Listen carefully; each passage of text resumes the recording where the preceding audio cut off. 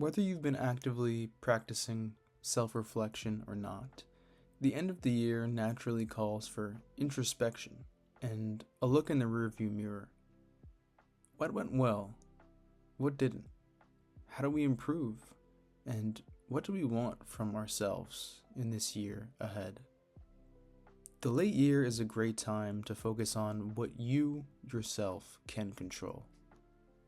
Something that is within my control is one of my favorite hobbies, is playing video games.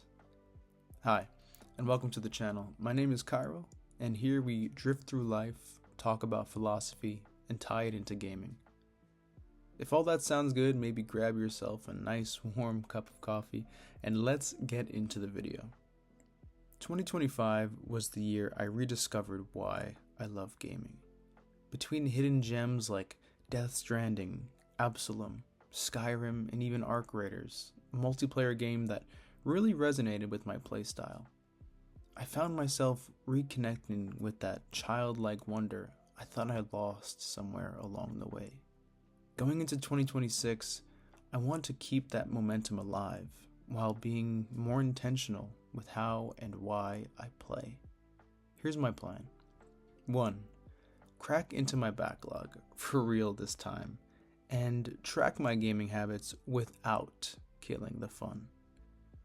I want a simple and light way to record start and finish dates, how long a game took, and just a short personal summary. Backlogged hits that sweet spot. It's structured enough to be useful and unobtrusive enough to not feel like homework. I'm aiming to knock out at least 5 games from my backlog, not because I'm supposed to, but because I own some incredible experiences that deserve the time and attention. 2. Explore the GameCube era on Nintendo Switch online. So, the GameCube was the console I never had, and now I get to retroactively experience an era I lived through, but didn't fully touch. My goal this year is to complete a majority of the available GameCube titles on NSO, plus playing them with the new wireless Nintendo Switch Online GameCube controller, Peak Anemoia. Wait, hold on. What is Anemoia? Glad you asked. Anemoia is nostalgia for a time or place that one has never known. And this ties in beautifully with the GameCube, and also the PlayStation 2, which I will talk about here real quick. Both consoles I never had as a kid. Both consoles I wanted to have as a kid. But I mean, you don't get to pick and choose. And now I have a collection full of both games for the consoles, and I'm super excited to play them, because it takes me back. While I might be a different person now, I get to retroactively experience those games and almost live through that era now. And with that, I probably should mention that this year I am getting a capture card for the holidays, and if you guys are interested at all in seeing me play any of your favorite PlayStation 2 classics or GameCube classics and making a retroactive sort of review on them, as somebody who lived through that era but didn't get to complete the games, then maybe consider subscribing, and yeah, I'm excited to see where that takes us. Number 3. This ties in perfectly. Play what I want to play. This might be the hardest goal. It's just way too easy to chase hype circles, new releases, or whatever everyone else's must play is. 2026 is about tuning that noise out and choosing games based on curiosity, nostalgia, and genuine interest.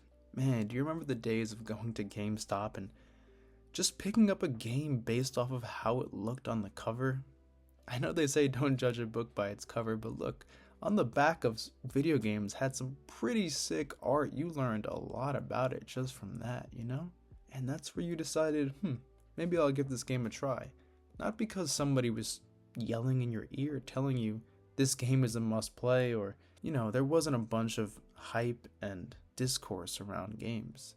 It was just, you picked it up because it looked pretty cool. Now, number 4 going back to the PlayStation. I want to beat 2 PlayStation 2 classics. I've built a relatively small but powerful PS2 library. And I finally have the console I always wanted as a kid.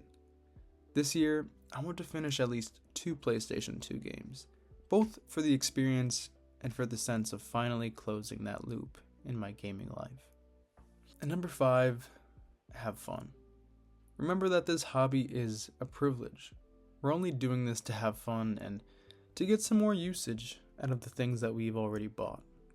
So, wrapping up, the theme of 2026 in my gaming hobby is about intentional play.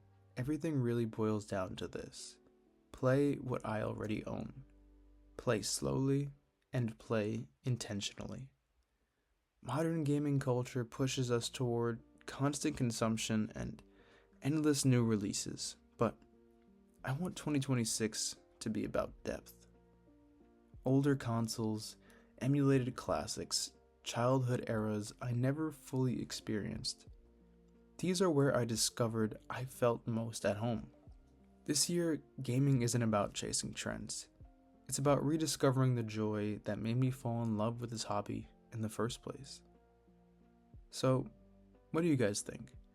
Do you have any specific ways of tracking your games? What's on your radar for 2026? Are you going in with a plan or more just going with the flow?